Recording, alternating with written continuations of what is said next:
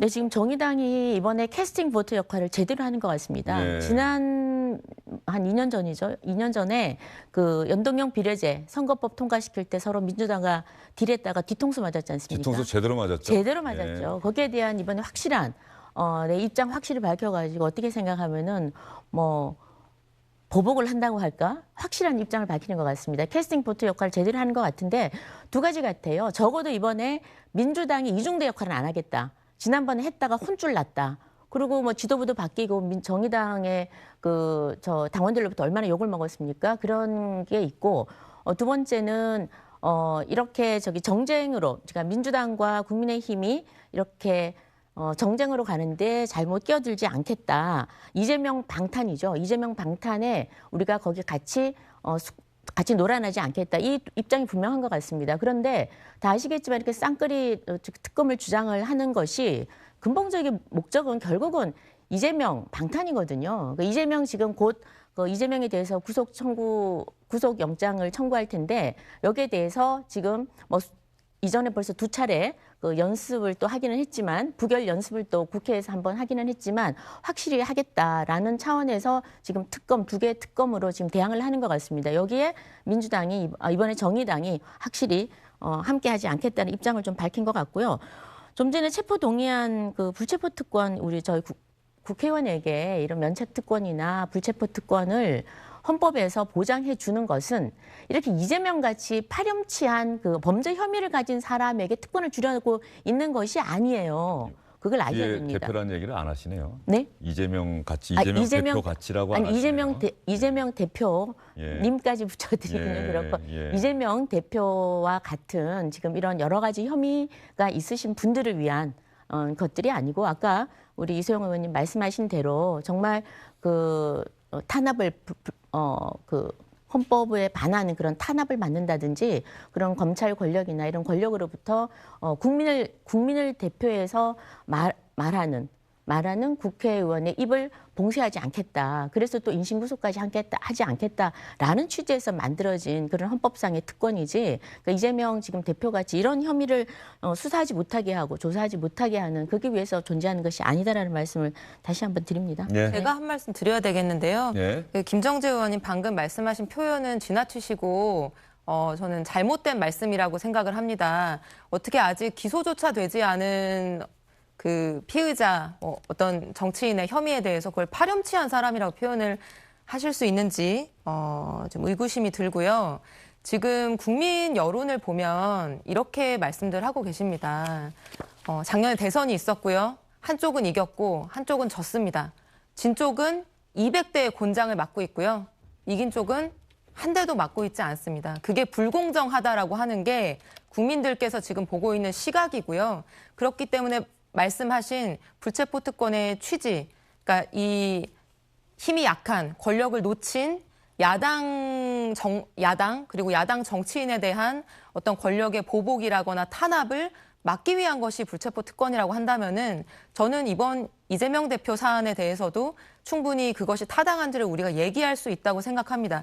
다만 불법이 있다면 그 불법을 증명할 수 있는 구체적인 증거가 있다면은 그게 민주당이라고 하더라도 어떻게 거기에 부결을 하고 체포 동의를 하지 않겠습니까? 그러나 아직까지 이재명 대표가 대장동 사건과 관련해서 어떤 직접적인 연결 혐의가 있다라고 하는 거는 어떤 증거도 나오지 않았습니다.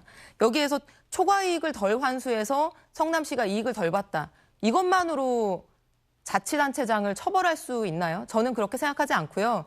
적어도 이재명 대표에 대한 체포동의안이 정당성을 가지고 국회의원들을 설득하려고 한다면은 두 가지 중에 하나가 소명돼야 되는 겁니다. 첫 번째는 이재명 대표가 천화동인 1호의 지분이든 돈이든 이익을 수취한 것이 있는지 그게 입증되면 가결돼야 되는 게 맞습니다. 그리고 두 번째는 내가 설사 이익을 수취하지 않았다고 하더라도 그 일당들이 불법적인 행위를 획책하고 있는 걸 잘 알면서도 인허가를 했다? 그게 명확한 증거가 나오면 구속돼야죠. 근데 그 두 가지와 관련해서 지금까지 어떤 증거라도 나온 것이 있습니까? 유일한 것은 전문 증거 하나. 누가 누구에게 얘기하는 것을 내가 들었다. 그것도 번복 진술입니다. 그것만 가지고 야당 대표를 역사상 처음으로 구속한다? 그리고 그것이 방탄이다? 파렴치한 것이다? 그렇게 말씀하시는 건 저 옳지 않고요. 야당 정치인에 대한 체포동의안에 대해서 그렇게 가볍게 얘기하시는 것 자체가 저는 굉장히 유감이라는 말씀을 드립니다. 이소영 의원님 말씀 듣다 보니까는 좀 이런 생각이 드네요. 지난번에 노웅래 의원 체포동의안 때인가요? 한동훈 장관이 대단히 구체적인 내용까지 국회 본회의장에서 체포동의안 설명하면서 이야기하지 않았습니까? 그렇죠. 대단히 구체적인 내용까지 이야기를 했는데 그 구체적인 내용이라고 하면 이른바 범죄 혐의와 관련된 구체적인 내용과 근거들을 이야기를 했는데 거기에 대해서 민주당은 오히려 비판하면서 체포동의안 결과적으로 체포동의안은 부결되지 않았습니까? 그렇게 체포동의안 취지 설명 때 구체적인 내용이 나왔는데도 결과적으로 체포동의안은 부결됐다. 이건 또 어떻게 봐야 됩니까?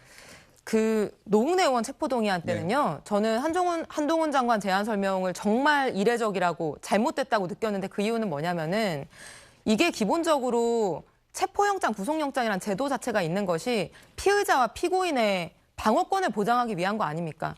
우리 대한민국의 모든 국민은 그 방어권을 가지는 거 아닙니까? 그런데 노웅래 의원에 대한 소환 조사에서조차 본인에게조차 또는 언론에 뭐 흘리는 여러 가지 정보에서조차 단 한 번도 거론하지 않은 녹취 파일을 국회의 체포동의안 제안 설명에서 법무부 장관이 최초로 거론하면서 아무도 그 녹취 파일을 우리는 들어본 적이 없는데 무슨 봉투가 부스럭거리는 소리가 났느니 마느니까지 얘기를 해서 자극을 했거든요. 그러면은 누구도 그 내용을 알 수 없고 본인조차도 그 녹취록의 내용에 대해서 그게 화장품 봉지였는지 돈 봉지였는지 거기에 대해서 변명할 기회가 한 번도 없었는데 그 얘기를 듣고 바로 10분 안에 표결을 해라?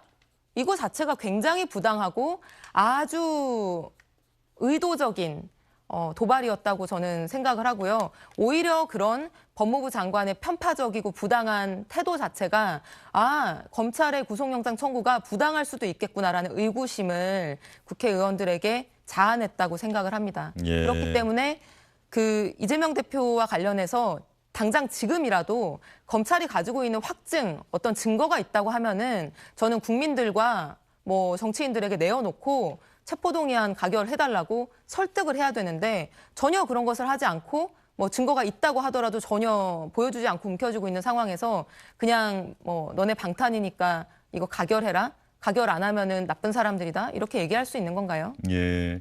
관련해서 지난주에 SBS 8시 뉴스에 나갔던 여론조사 조금 있다가 김건희 여사 특검 법안에 대한 여론조사 결과도 다시 한번 말씀드릴 거고요. 민주당 이재명 대표에 대한 검찰 수사에 대해서는 법과 원칙에 따른 수사라는 의견이 50.8%로 절반을 약간 넘었고요. 야당 탄압과 정치보복 목적의 수사라는 의견은 40.5%로 나타났습니다. 이게 지난해 12월 말 조사와 비교를 해보면 법과 원칙에 따른 수사라는 응답은 3.7%포인트 줄었고 야당 탄압, 정치 보복이라는 응답은 2.2%포인트 늘긴 했는데 어쨌든 야당 탄압과 정치 보복 목적의 수사라는 의견보다는 법과 원칙에 따른 수사라는 의견이 더 많이 나왔고 절반을 넘어섰다. 이재명 대표 체포동의안이 국회에 제출되면 어떻게 해야 하느냐. 법과 원칙에 따른 수사이기 때문에 통과시켜야 한다는 응답이 55.9%, 야당 탄압과 정치 보복 목적이기 때문에 체포동의안을 통과시켜서는 안 된다는 의견이 34.6%로 나타났다는 점 여러분께 다시 한번 말씀드리겠습니다. SBS 홈페이지 여론조사 기관인 넥스트리서치 홈페이지 그리고 중앙선거 여론조사심의위원회 홈페이지 보시면 정확한 내용을 여러분께서 참고하실 수가 있을 겁니다. 자, 정의당 이야기하다가 지금 이재명 대표 이른바 체포동의안 오면 어떻게 할 것이냐 그 내용을 갖고 또 두 분이 토론을 해 주셨고요. 자, 이번에는 김건희 여사 특검 법안 정의당 의석이 찬성표를 던져야 법사위를 거치지 않고 바로 본회의에 이 특검 법안을 상정을 해서 통과시키는 게 가능한 거죠? 지금 정화석 의원? 그렇죠. 패스트트랙으로 가려면 제적 300명 의원 중에 180명 이상의 찬성이 필요한데 60%. 예. 지금 민주당 의석이 171석인가요? 2석? 169석이고 뭐 169석에. 친민주당 성향 무소속까지 합치면은 지난번에 179석이 정의당까지 해서 179표 나온 거 아닙니까? 그러니까 모자라는 거죠. 예. 지금 정의당이 그 김건희 특검에서 이제 반대하고 나섰고 거기에다가 그 시대공감 조정훈 의원이 또 반대 의사를 지금 명확하게 표시하고 있어요. 그러면 패스트트랙 하기가 지금 굉장히 어려워진 거죠. 사실은 정의당을 설득하지 않는 이상은. 그리고 시대전환 숫자로 조정훈 보면요. 의원도 설득하지 못하면 그렇죠. 예. 이게 어려운 상황이에요. 이게 지금 뭐 법사위원장은 여당에서 맡고 있고, 예. 그다음 패스트트랙도 지금 의원 수가 모자라고 사실은 쉽지는 않은 절차를 남겨놓고 있습니다. 예. 자, 이런 상황에서 오늘 민주당의 박홍근 원내대표가 국회에서 연설했습니다. 김건희 여사 특검 법안 이야기를 정말 상당히 강조를 했고요. 이재명 대표에 대한 검찰 수사를 강도 높게 비판했는데 김건희 여사 특검 법안에 대해서 어떤 얘기했는지 한번 들어볼까요? 김건희 여사에 대한 특검 법안 이 부분에 대해서 박홍근 원내대표가 어떤 이야기했는지 한번 들어보겠습니다. 도이치모터스 주가 조작 사건 1심 판결은 부실한 검찰 수사와 어정쩡한 재판부가 합작한 결과였습니다. 공소장에 김건희 여사가 200번 이상 등장하고 공판 중 300회 이상 이름이 언급되었지만 검찰은 단 한 번도 소환 조사를 하지 않았습니다. 이에 재판부는 실패한 시세 조정이라며 공범들 모두 집행유예라는 솜방망이 처벌을 내렸습니다. 대통령실은 기다렸다는 듯 1심 선고가 나자마자 공범의 공소시효가 만료됐으니 김 여사 의혹도 종결됐다며 서둘러 셀프 면죄부 주기에 바빴습니다.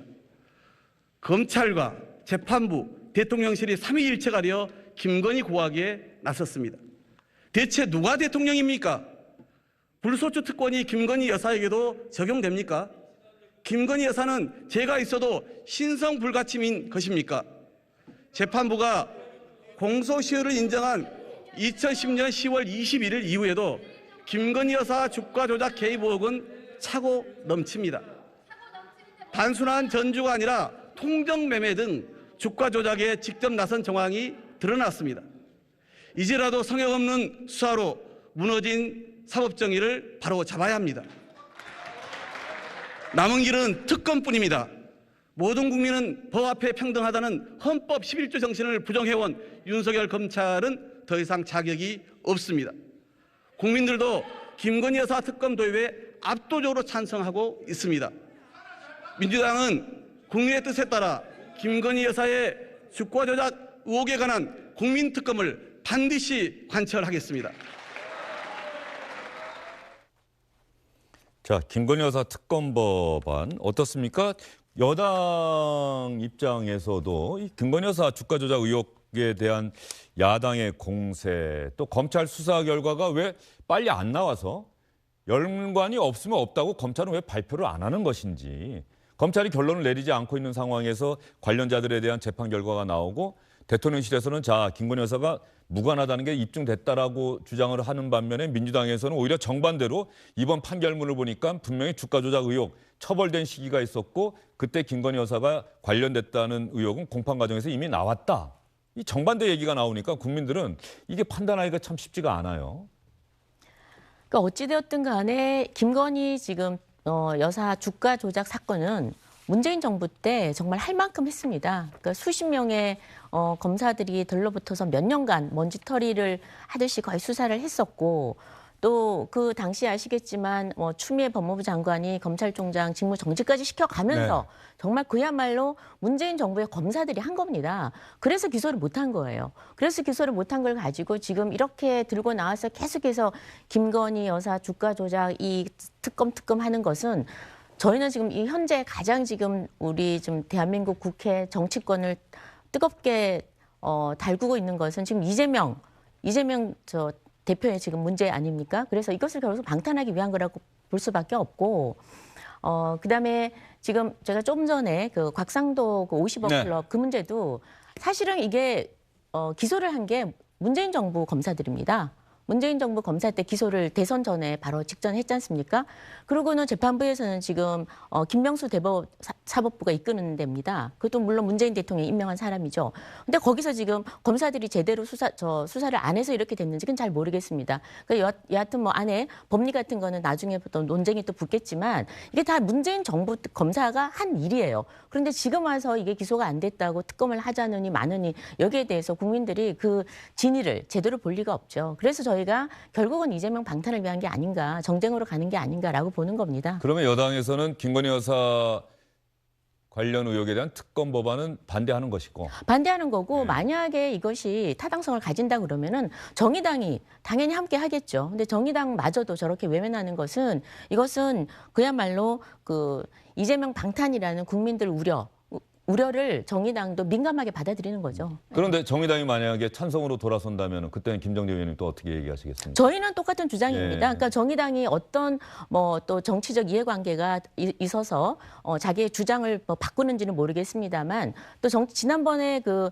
연동형 비례제도 정치적 이해관계가 있어서 바꿨지 않습니까? 민주당은 공수처법을 통과시키려고 그랬고 정의당은 연동형 비례제를 원해서 국회의원 숫자를 늘리려고 하는 그런 이해가 맞아떨어져서 그때도 같이 함께 했었는데 이번에 지금 주장하는 걸로 봐서 굉장히 선명하게 주장을 정의당이 하고 있습니다. 그래서 정의당은 아무튼 뭐 이중대 안 되겠다. 이재명 방탄에 같이 한 배를 타지 않겠다라는 분명한 입장을 밝히고 있기 때문에 저는 같이 함께 할 리는 거의 없지 않을까 그렇게 생각을 합니다. 예, 아까 말씀드렸던 SBS 여론조사 지난주에 보도됐던 거길 보면 민주당이 추진하는 김건희 여사 도이치모터스 주가 조작 연루 의혹에 대한 특검 도입, 진상규명을 위해 추진해야 한다는 의견이 66.4%, 정치적 공세이기 때문에 추진하면 안 된다는 의견이 24.9%, 성별, 지역, 직업 가리지 않고 특검 도입에 찬성하는 의견이 더 많았다. 이 여론은 여당 입장에서도 다시 한번 좀 생각을 해보셔야 될 것 같고요. 예. 네.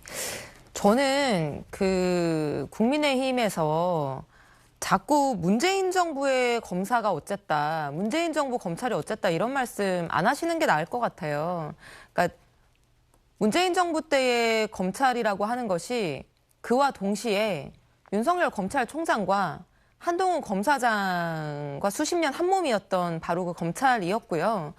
문재인 정부 하에서 김건희 여사가 기소가 되지 않았기 때문에 죄가 없다라고 말씀하시는 것은 반대로 얘기하면 지금 이재명 대표에 대한 검찰의 수사마저도 그냥 대통령과 여당의 의지대로 가고 있다라고 하는 것을 인정하는 거랑 똑같은 얘기라고 생각하거든요. 그래서 그런 표현은 저는 서로 간에 안 했으면 좋겠고. 아마 잠시만요. 여당에서 얘기하는 내용 중에 하나가 그걸 거예요. 추미애 장관이 아마 수사지휘권 발동을 해서 네. 윤석열 총장을 그 관련 수사의 지휘선상에서 배제시킨 거. 네. 이건 추미애 장관이 직접 관여한 것 아니냐. 윤석열 총장은 그 영향력을 행사할 수 없도록 만들고 그렇게 수사를 했는데도 불구하고 기소를 못했으니 근거가 없으니 못했던 것 아니냐가 지금 여당의 주장인 것 같은데요. 저는 검사 동일체의 원칙이라고 하는 검찰청법에 이제 표현이 있는데 그것이 정서적으로, 문화적으로, 관계적으로 존재한다라고 보기 때문에 그게 뭐 제 답이고요. 예. 그래서 여하튼 김건희 여사 주가 조작 사건은 뭐 전 정부든 이 정부든 검찰에서 결론을 못 냈습니다.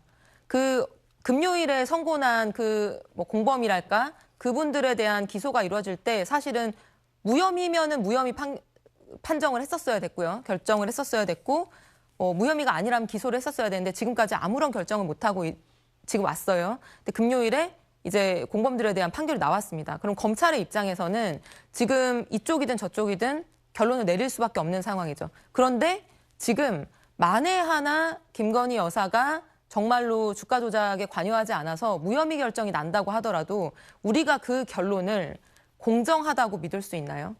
그 검찰의 결론을 우리 국민들이 신뢰할 수 있나요? 그렇지 않거든요. 우리가 특검 얘기 이제 여러 사안에서 하는데 저는 사실 대부분 특검에 대해서는 신중론자입니다. 왜냐하면 상시적인 우리나라의 사법 시스템과 수사 체계를 일단 존중해야 된다라고 생각하기 때문인데요. 다만 우리가 특검이 필요하다고 얘기하는 경우 어떤 경우냐면은 그 상시적인 수사 시스템, 경찰과 검찰이 공정하게 수사하리라고 하는 것을 우리가 신뢰할 수 없는 특별한 사정이 있을 때는 우리가 그 권력이나 기존의 검찰 조직으로부터 독립된 특검을 만드는 것입니다. 그런데 지금 검찰총장 출신의 윤석열 대통령이 대한민국의 최고 권력을 가지고 있습니다. 김건희 여사는 그 배우자입니다. 근데 검찰에서 이 사건에 대해서 무혐의든 기소든 결론을 낸다고 해서 우리가 그걸 공정한 어떤 사법 정의에 기한 검찰의 기소권 행사라고 믿을 수 없다라고 한다면은 우리는 이 사건을 마무리하기 위해서 특검이 필요한 것입니다. 예, 알겠습니다. 관련해서 또 우리 시청자 여러분의 기억을 되살려드리는 차원에서 제가 기사를 검색해 봤더니 아까 검사 동일체 원칙이라는 말로 답변을 하셨는데 2020년 10월 19일 오후 5시 반에 늦은 오후에 당시 추미애 법무부 장관이 헌정사상 세 번째로 수사 지휘권을 발동했다.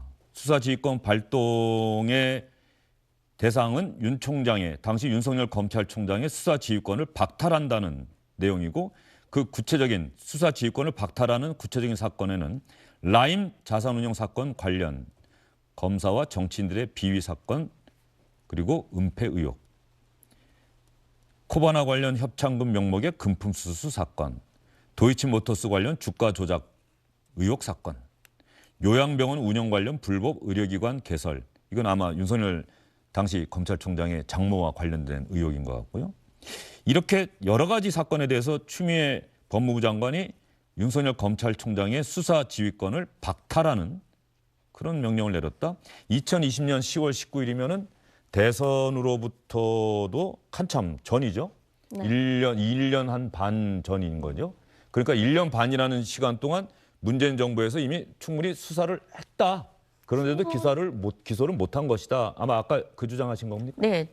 사실은 검찰총장의 수사지휘권 박탈이 지금 오늘의 윤석열 대통령을 사실 만든 계기였죠. 그러니까 무리했던 겁니다. 그 당시 추미애 장관이 어떻게 그 당시 그 검찰총장의 가족들, 그 어머니, 그러니까 장모, 그리고 또 부인 김건희 여사죠까지 그야말로 탈탈 털었습니다. 그리고 그 지금 현재 윤석열 총장, 당시 총장이 그야말로 아까 말씀 주신 그 어떤 무소불위의 권력을 행사할까 봐 완전히 손발을 다 묶어 놓은 상태에서 탈탈 턴 겁니다. 한 1년 이상을 그렇게 조사를 했고 수사를 했고 그리고 기사를 못한 거예요. 충분히 할 수 있었음에도 못한 겁니다. 그렇고 지금 이런 겁니다. 검찰이 그 무혐의나 또 기소를 하지 않은 것이 그 소위 말하면 높은 고위직에 있는 부인이기 때문에 그랬다면 잘못이다 이러는데 높은 지위에 있는 부인이나 가족이라고 해서 무조건 법의 어떤 심판을 받아야 되나요? 무조건 기소가 돼야 되고 혐의 있음으로 나와야 되나요? 그렇지 않거든요. 모든 수사나 법원에서도 마찬가지지만 증거가 없으면은 어떤 것도 더 이상 진행이 될 수가 기소를 한다든지 유죄 판결을 내릴 수가 없는 겁니다. 검사도 그렇고 저 법원에서도 그렇고 뭐든지 증거 위주입니다. 이번에 곽상도 전 의원 판결도 저는 마찬가지 1심 판결도 마찬가지라고 보는데 이걸 얼마나 정말 그 증거에 의해서 제대로 일을 하느냐. 그리고 아까 그 이재명 대표 같은 경우에도 지금 이렇게 야당의 대표를 과연 기소할 수 있느냐.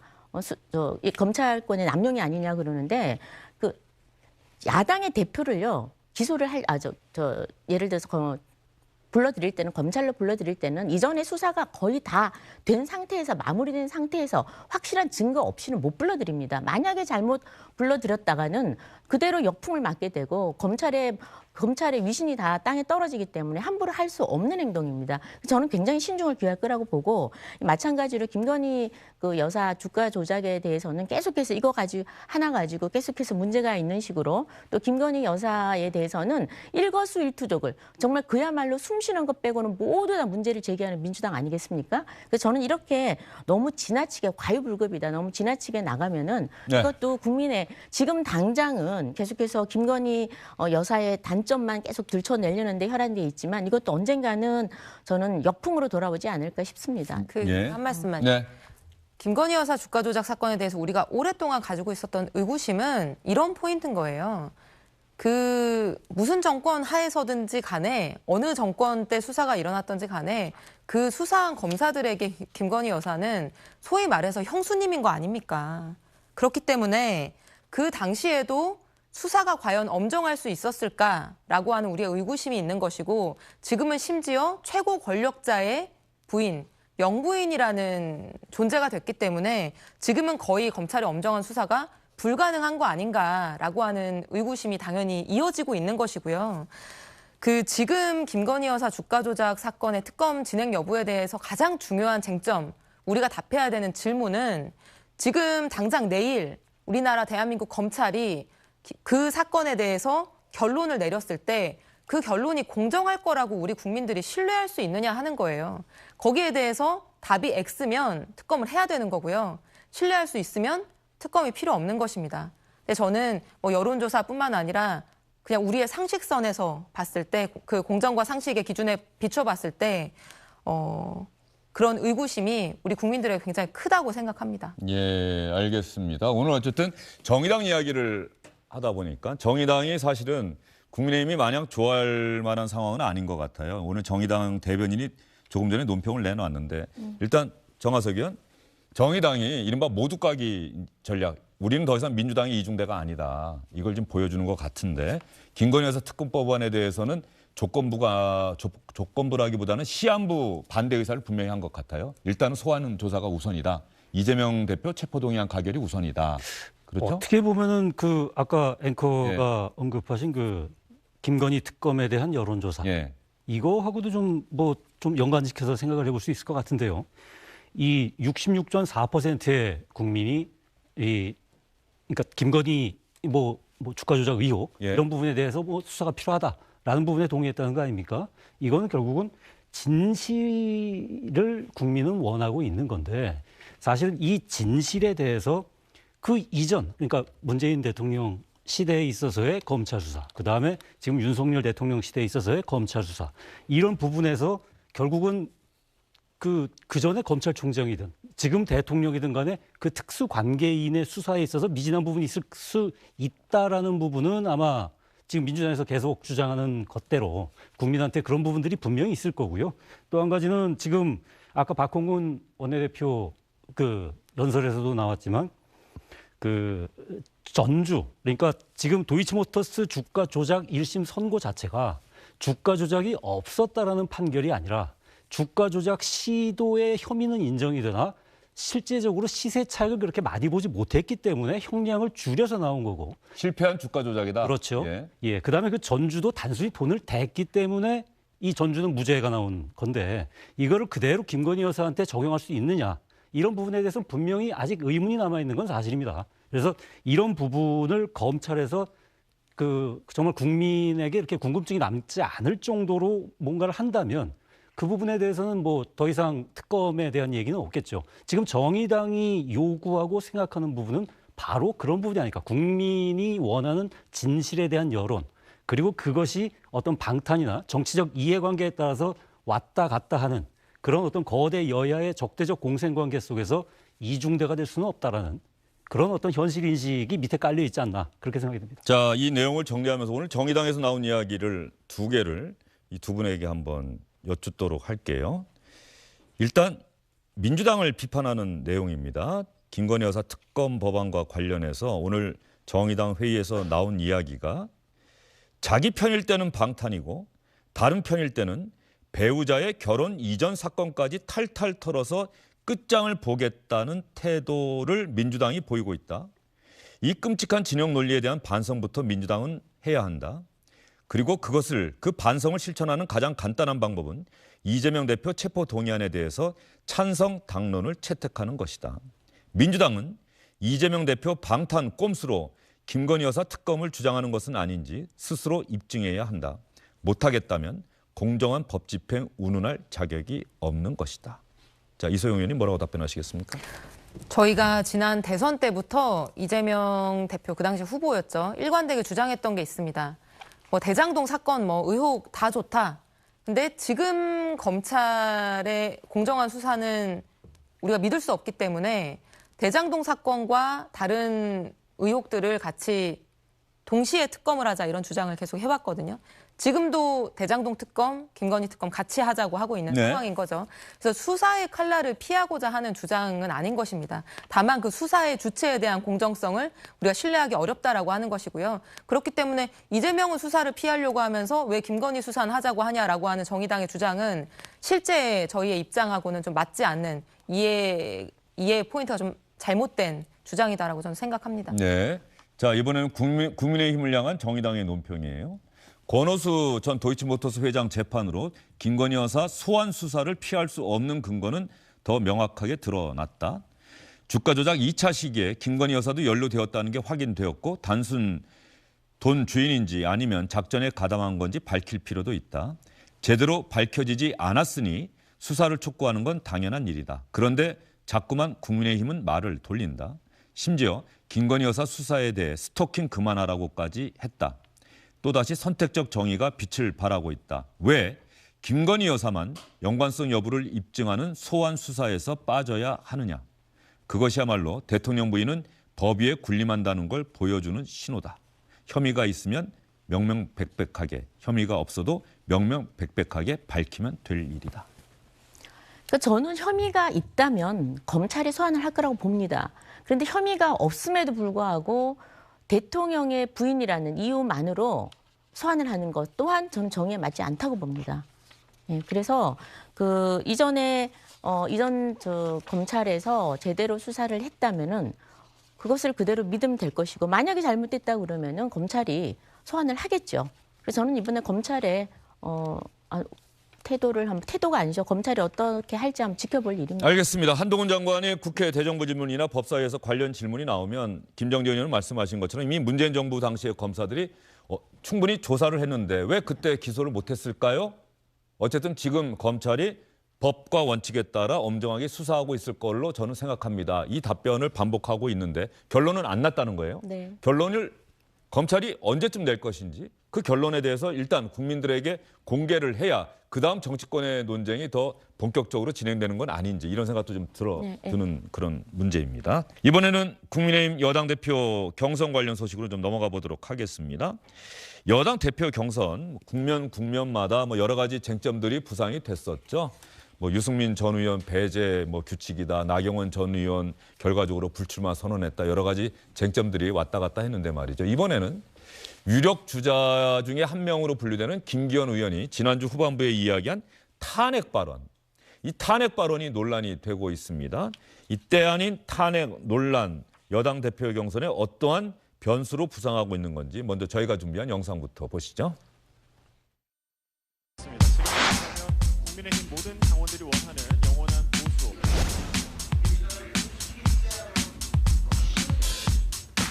다음 대선 나가겠다는 꿈을 가지고 계시면 곤란하다. 현재 권력과 미래 권력이 부딪혔을 때 당이 깨지고 결국 그래서 우리는 다시는 반복하고 싶지 않은, 차마 입에 올리기도 쉽지 않은 그런 탄핵이라는 사태까지 우리가 스스로 자초해서 겪었습니다. 본인이 너무나 지금 조급하고 본인이 너무나 공포에 사로잡혀 있는 것이 아닌가. 국민들께도 그렇고 당원들께도 그렇고 정말로 신뢰되는 발언입니다. 그래서 사과하셔야 된다고. 다른 분이라면 몰라도 그동안 탈당과 합당을 수시로 하셨고 또 탄핵을 주도적으로 앞장섰던 분께서 말씀하시니 잘 이해가 되지 않습니다. 많은 우리 당원들께서는 과거 안철수 후보가 보였던 그런 행적들에 대해서 의구심을 가지고 있기 때문에 아무리 선거가 중요하고 아무리 본인의 지지율이 조급해도 정치에는 금도가 있는 겁니다. 김기현 후보 같은 경우에는 박근혜 대통령에 대한 탄핵 논의가 있을 때 누구보다 앞장서 가지고 탄핵에 찬성한다는 입장을 밝히면서 사실 나섰던 분인데,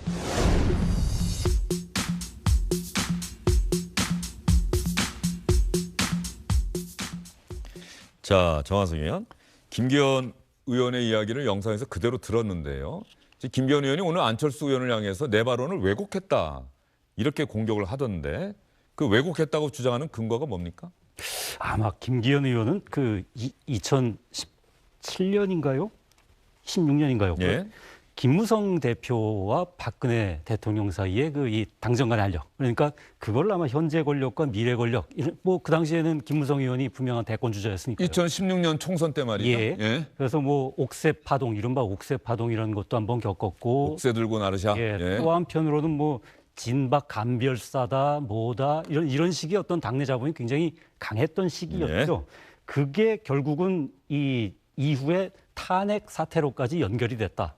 그다음에 그 탄핵에 또 이 찬성하면서 그 새누리당이 깨지지 않았습니까? 그 당시에. 그런 과거의 일을 얘기를 하는 건데, 글쎄요, 제가 보기에는 이게 국어 문장 표현법 중에 무슨 점증법이 있고 점강법이 있는 것처럼 2월 들어서 지금 그 후원회장, 김기현 의원 후원회장 지냈던 심평 변호사가 이 탈당, 신당, 창당, 그러니까 다른 사람이 대표가 되면 뭐 대통령이 탈당을 해서 신당 창당을 한다. 안철수 후보가 당선된다면? 그다음에 뭐 레임덕이 온다. 조기 레임덕이 온다. 여기서 이제 탄핵까지 이렇게 쭉 하는 이제 점증되는 어떤 표현의 강도가 점점 강해지는 것 같아요. 예. 뭐 이런 부분들이 글쎄요. 전당대회의 어떤 그런 뭐 흥행 차원이라면 괜찮겠는데 이게 어떤 다른 외부의 어떤 힘에 의해서 이 역학 구도를 갖다가 좀 이렇게 바꾸는 방향으로의 어떤 힘의 작용 이런 쪽으로 가는 것은 아닌지 그럼 거기에 대한 또 이 국민의힘 당원들의 반응은 어떨지 앞으로 그 전당대회를 보는 좀 관전 포인트가 되지 않을까 싶습니다. 예, 여기에 대해서 김영우 안철수 후보 캠프 선대위원장 분명한 거는 김기현 의원은 내 발언을 안철수 후보가 왜곡했다고 주장을 하는데 나는 과거의 이야기를 한 거다라고 김기현 후보가 해명을 하는데 결과적으로 내가 아니라 다른 후보가 된다면 대통령 탄핵당할 가능성이 있다는 얘기다. 그런 말을 어떻게 입 밖에 낼 수 있나? 전당대회가 끝나기도 전에 당을 심각하게 분열시키는 행위다라고 이야기를 하고 있어요. 자, 김기현 의원과 연대했다. 이 초기에 김장연대라고 하는 표현도 등장하지 않았습니까? 장제원 의원 오늘 기자들이 관련 질문하니까 이렇게 또 이야기를 했네요. 당정이 하나가 되지 못하고 계속 충돌이 되었을 때 정권에 얼마나 큰 부담이 있었나 그 우리 정당의 역사가 증명하고 있는 거거든요. 당정 분리를 처음 도입한 분이 노무현 대통령이셨어요. 열린우리당이 그 당시에 얼마나 많은 충돌과 문제 때문에 정권에 부담이 되고 결국은 노무현 정부가 마지막 몇 프로로 퇴임을 했습니까? 박근혜 대통령 정부 들어와가지고 또 박근혜 대통령과 또 이 새누리당과 얼마나 많은 충돌이 있었습니까? 그런 아픈 역사들이 있었거든요. 당정이 분리돼서 계속 충돌이 됐을 때 정권에 얼마나 큰 부담이 됐고 정권이 얼마나 힘들어졌는지를 강조한 그런 발언이라고 생각이 들고 김기현 캠프가 대통령실을 끌어들인 거 아니냐. 글쎄 그거는 제가 이제 전당대회 관련돼서는 제가 멘트를 안 하겠다. 그래서 그 발언에 대한 저는 그렇게 보고 있다. 이런 말씀을 드리는 거고 지금 전당대회 관련된 캠프 간의 공방에 대해서는 제가 드릴 말씀이 없습니다. 예, 캠프 간의 공방에 대해서는 드릴 말씀이 없다. 그런데 김기현 의원 탄핵 관련 발언에 대해서는 이미 자신의 생각은 다 이야기를 했고 김정재 의원 생각은 어떠세요? 안철수 의원 측에서는 이거야말로 김기현 의원이 자신의 발언을 이렇게 해놓고서는 그거야말로 왜곡하는 거 아니냐. 야, 이번에 안철수 후보가 당대표가 된다면 윤석열 대통령 탄핵될 수도 있어. 이건 당원들 협박하는 발언이다. 이렇게 지금 주장하고 있는데요. 저는 장제원 의원 그 발언에 저도 같이 동의를 하는데 네. 이게 사실은 지금 저는 책임 정치의 중요성을 결국에 종북에는 책임 정치의 중요성을 강조한 것 같아요. 그러니까 뭐냐면 우리가 정부 여당이라는 단어를 쓰지 않습니까? 그러니까 대통령과 그러니까 정부와 여당이 한 배를 타고 가는 겁니다. 근데 이게 만약에 엇박자를 내고 갈등하게 되면은 결국은 다 같이 망하는 거죠. 근데 우리 당이나 민주당도 마찬가지입니다. 과거의 그 역사를 통해서 보면 다 알 수가 있죠. 그래서 지금 아까도 뭐 언급을 했지만 그 당정 분리가 됐을 때 이게 제왕적 옛날에는 대통령이 당의 총재를 했지 않습니까? DJ하고 YS 때요. 그런데 노무현 대통령께서 소위 정당을 개혁한다고 그래서 당정 분리를 선언을 했는데 그러다 보니까 완전 열린우리당하고 각자 논 거예요. 그러니까 계속해서 지지율은 떨어지고 굉장히 노무현 대통령의 그 개혁적인 그런 정책들도 열린우리당과 함께하지 못하고 굉장히 힘들었습니다. 그래서 결국은 마지막에 퇴임하면서 이건 잘못이다. 왜? 대통령은 국민에게 책임을 지는데 그리고 나를 만든 그러니까 나를 대통령으로 만드는 우리 정당과 함께 책임을 지는 것이 현실인데 이상적으로 당정 분리를 하자는 거였죠.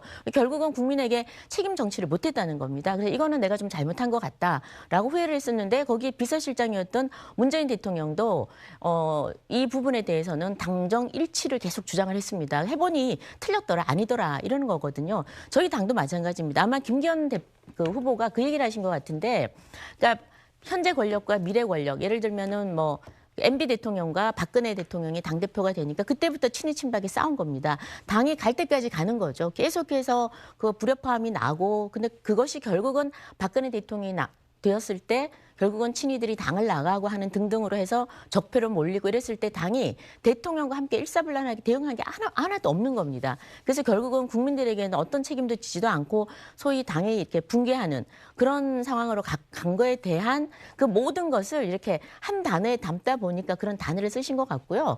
결국 종국에는 정부와 여당이 힘을 합쳐서 설사 네 분이 다른 의견이 있더라도 물밑에서 조율이 돼야 되는 것이 이게 외부로 표출이 되어서 당내 갈등으로 비춰서는 안 된다. 그래서 정부와 여당은 함께 가야 되고 함께 책임을 져야 되는 그런 주체다. 그런 차원에서 저는 얘기를 한 것 같아요. 의도는 그건데 말 내용, 단어 같은 것들은 조금 뭐 옛날 거, 그러니까 과거의 일을 얘기를 말씀을 하시는데 뭐 듣기에 따라는 꼭 그 미래의 이야기 그런 것처럼 들릴 수도 있었다고 봅니다. 예, 당정 분리 참여정부, 뭐 문재인 전 대통령도 참여정부가 당정 분리는 잘못한 것이다라는 네. 취지로 이야기를 하긴 했는데 결과적으로 말이죠. 이 당정 분리와 당정 일체는 정권의 임기가 어느 시점이냐에 따라서 늘 바뀌어 왔던 것 같아요. 초기에는 늘 어느 정부 간에 당정 일체를 강조하죠. 당과 정부는 한 몸이다. 당이 잘하고 정부가 성공해야 당도 성공하는 것이다라고 이야기를 하는데 그다음 대선 차기 권력을 만들어내는 과정에서는 현재의 권력과의 차별화 이거는 늘 있어 왔던 일이거든요. 그러니까 임기 후반부에 당정 일체를 과연 당에서 얘기했던 정부가 있을까요? 문재인 정부도 그랬을까요? 노무현 정부가 그랬을까요? 이명박 정부가 그랬을까요? 아닐 겁니다. 그거는 지금 시점에서는 당정 일체 늘 그거는 맞아요.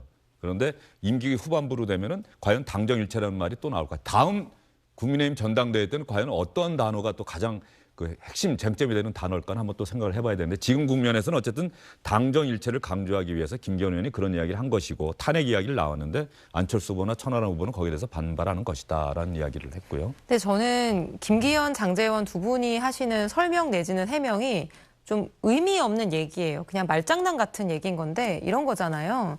당정 관계가 어그러지면 대통령이 탄핵되는 사태까지 초래될 수 있다. 그걸 일반론으로 얘기한 거다라고 얘기하는 것인데 지금 모든 언론의 관심이 전당대회 후보들의 입에 집중돼 있는 상황에서 후보가 직접 발언하는 표현에 허투루 하는 표현이 있나요? 어떤 것을 시사하고 듣는 사람으로 하여금 내가 의도하는 바를 이제 깨닫게 해주려고 하는 이제 모든 말들인 건데, 그러니까 결과적으로 이 말을 한 이유는 누가 보더라도 명백하게 안철수 의원이 대표가 되면 당정 관계가 어그러질 거라고 시사하는 거거든요. 그럼 일반론에 따르면 대통령이 탄핵될 수 있는 사태가 오는 거죠. 그걸 모두가 이해할 수 있는 거죠. 그래서 결과적으로는 그게 일반론을 얘기한 거든 과거에 대한 얘기든 미래에 대한 얘기든 상관없이 김기현 의원이 얘기하는 것은 안철수 대표가 되면 당정 관계가 어그러질 게 분명하다. 그러면 대통령이 정말 그 탄핵이라고 하는 불행한 사태까지도 갈 수 있는 최악의 경우도 있을 수 있는 거 아니냐라는 얘기를 한 것이고 모두가 그렇게 이해한 상황인데 거기에 대해서 무슨 변명이나 설명이 의미가 있나 싶습니다. 정화석 의원, 대통령실에서 이번 여당 전당대회 과정에서 뭐 나경원 전 의원이 그 저출산 고령화 사회위원회 부위원장직 그만둘 때 대통령이 왜곡된 정보를 전달받았다 뭐 이런 이야기 나왔을 때 안철수 의원이 이른바 윤한연대 이야기했을 때 대통령실이 공개적으로 그 입장을 표명하지 않았습니까? 그런데 이번에 이른바 김기현 의원의 탄핵 관련한 저 발언 그리고 박수영 의원인가요? 박수영 의원이 윤심은 윤석열 대통령의 마음은 100% 김기현 의원에게 있다 이런 이야기 그리고 심평 변호사 지금 후원회장 김기현 의원 후원회장 그만두긴 했습니다만 어쨌든 뭐 안철수 후보가 만약에 된다면 뭐 대통령은 탈당하고 새로운 정당 만들 수도 있다. 뭐 이런 얘기에 대해서 대통령실이 그런 얘기 하지 마라. 대통령실의 입장은 이거다라고 뭐 설명하고 나선 게 있습니까? 대통령실은 뭐 공식적으로는 당무 불개입 원칙을 견지하고 네. 있다라고 얘기를 하고 있죠. 근데 그게 이 사람 의사 표현 방법이 이제 여러 가지가 있지 않습니까?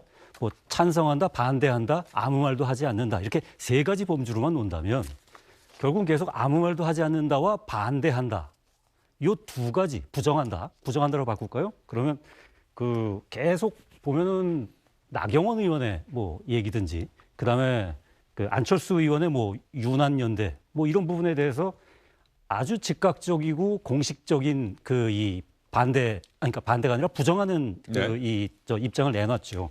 그와 반대로 어떤 윤심은 100% 김기현 의원한테 있다라든지 여러 가지에 대해서는 지금 뭐 또 탄핵 뭐 이런 부분에 대해서도 전혀 그 부분에 대한 입장을 내지를 않고 있습니다.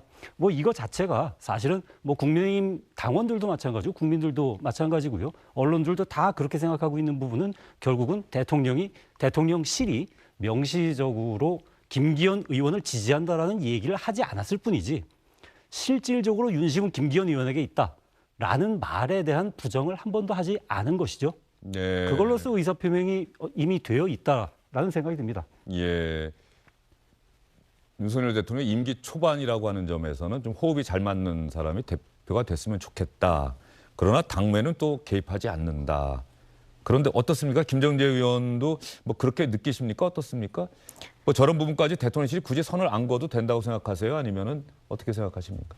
제가 대통령실 마음이나 구체적으로는 알 수가 없죠. 저는 알 수는 없는데 제가 드릴 수 있는 말씀은 적어도 이렇게 저희가 이번 전당대회가 중요한 이유는 대통령이 0.74%를 겨우 이겼습니다. 신승을 해서 지금 이제 9개월 동안 일을 하고 있는데요. 일하기가 사실 힘듭니다. 지금 현재 여소야대가 이런 상황 속에서는 아무것도 못합니다. 그래서 저희의 뭐 간절한 바람과 희망이 있다면 다음 총선에서 151석이라도 좀 했으면 좋겠다라는 이야기거든요. 네. 나중에 비판을 받을지언정 일을 한번 해봤으면 좋겠다는 거고 그러기 위해서는 당대표와 적어도 대통령실 간에 불협화음은 나지 않아야 대통령이 일을 할 수 있고 지지율도 올라갈 수 있고 그래야 우리가 이길 수 있지 않은가라는 저희 당의 입장입니다. 예. 이것은 뭐 그 정도는 바래도 죄가 안 되겠죠. 예. 예, 저희를 위한 거 플러스 또 이것보다 더 중요한 거는 국민들을 위해서 일하기 위해서 지금 윤 정부가 존재하는데 아무것도 못하고 이 정부가 끝난다 너무 허망하죠. 일 좀 하기 위해서는 좀 이겼으면 좋겠습니다. 솔직히. 알겠습니다. 예, 무슨 말씀인지 잘 알겠고요. 하여튼 두고 보죠. 뭐 많은 분들도 또 지켜보실 것이고요. 네. 대통령과 호흡이 잘 맞는 대표가 나와서 내년 총선에 공천을 해서 그래서 내년 총선에서 민주당보다 한 석이라도 더 많았으면 좋겠다. 네. 뭐 이런 이야기고요. 그 한 석이라도 더 얻기 위해서는 대통령과 호흡 잘 맞는 것도 중요하지만은 당정 관계가 좀 더 건강해져야 한다. 그렇죠. 비판도 받아들여질 수 있어야 한다라고 하는 주장을 해야 된다라고 하는 또 후보들도 있는 것이고. 비판도 그래서, 해야죠. 예. 당연히 비판도 해야 되고 저는 건강한 관계라는 말씀이 굉장히 중요한데 얼마든지 비판하고 근데 그 비판을 할 때 관계가 좋으면 오해가 없습니다. 그래서 얼마든지 그 서로 협의하고 논의하고 비판하고 그래서 좀 건강한 결론을 낼 수 있는 그런 당정 관계 그게 바람직하겠죠. 알겠습니다. 저는 한마디만 예. 남해당 얘기지만 예. 덧붙이자면요. 제가 이런 얘기 해도 되는지는 모르겠는데 천하람 후보가 이번에 만약에 돌풍을 일으킨다고 하면은 민주당 입장에서는 굉장히 치명적이고 어려워질 텐데 그래도 한국 정치가 한 단계 더 발전하는 계기가 될 거라는 의미에서 저는 주목하고 있습니다. 예, 알겠습니다. 이준석 전 대표가 또 됐을 때도 뭐 그런 얘기가 있었잖아요. 네, 민주당에서. 네. 민주당에서는 꿈도 못 꿨던 일이 보수 정당에서 일어났다 그래서 상당히 놀랐던 그 기억이 맞습니다. 납니다. 알겠습니다. 여기까지 듣도록 하겠습니다. 세 분 수고 많으셨고요.